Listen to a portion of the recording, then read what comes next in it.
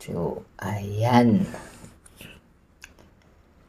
Magsisimula po tayo ngayon ng ating sketch. Ngayon, dito ituturo ko sa inyo kung paano ko ginagawa yung drawing ko ng mga furniture ideas na nakakamap ko sa aking utak o sa mga gusto kong gawin. Ayan. Subaybayan nyo lang po. At para makita nyo kung ano yung mga proseso ko na ginagawa. And then, kung may gusto kayong mga tanong, message lang kayo o comment lang kayo sa video natin na to para masagot ko.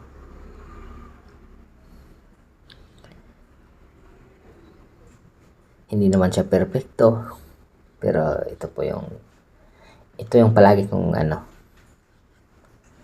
ginagawa sa trabaho ko. Siyempre may mga iba-ibang paraan kung paano gumawa ng drawing.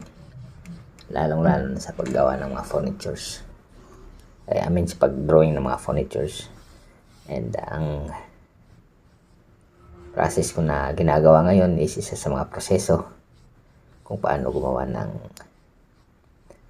furniture sketch.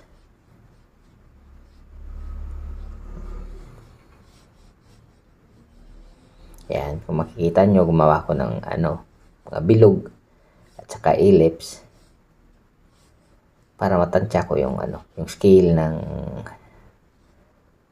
furniture na gagawin natin. So, ayan. And then, habang tumatagal, binibuild up natin yung structure ng sketch. Tulad sa nakikita nyo. Simula sa manipis na linya hanggang sa pakapal, tapos shading. So, ayan. Tingnan nyo lang. Enjoy nyo yung proseso na ginagawa ko.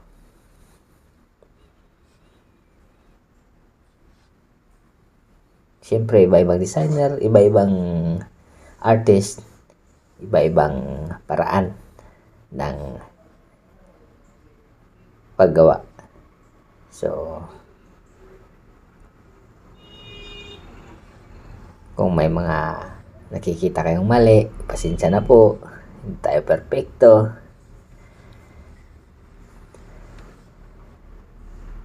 So, yung dinadrawing pa nga pala natin dito is chair. Makikita nyo dyan sa drawing natin na yan. Puro bilog. Pero simpleng lang yan.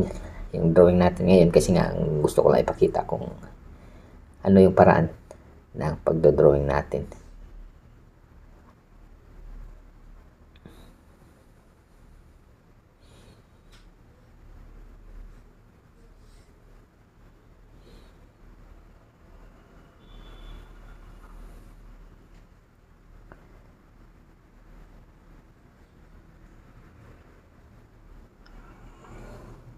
Sa mga magtatanong dyan kung anong ballpen yung ginamit natin, yan po ay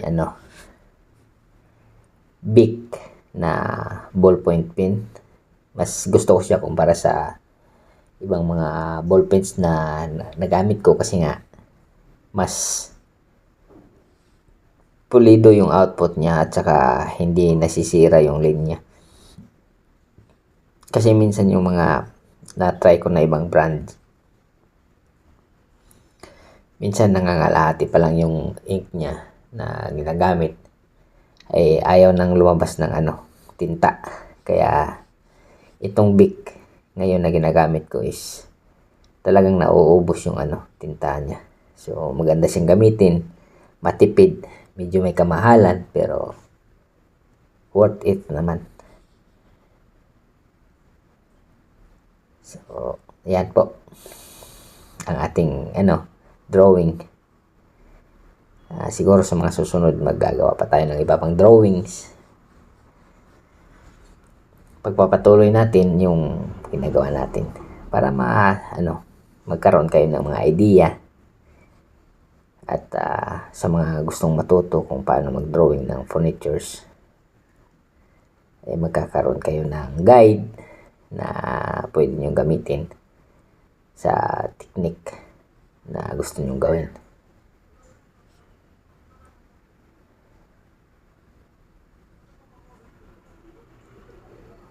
Ayan, malapit na tayo matapos. Nagbe-build up na tayo ng linya. And ayan. So, sa mga may dyan, para magkaroon kayo para updated kayo sa mga videos natin na ina-upload, at para matuto pa kayo kung may gusto pa kayong matutunan, like nyo lang yung video natin, at kung gusto nyo mag-subscribe, follow or subscribe para updated kayo palagi sa mga uploads natin.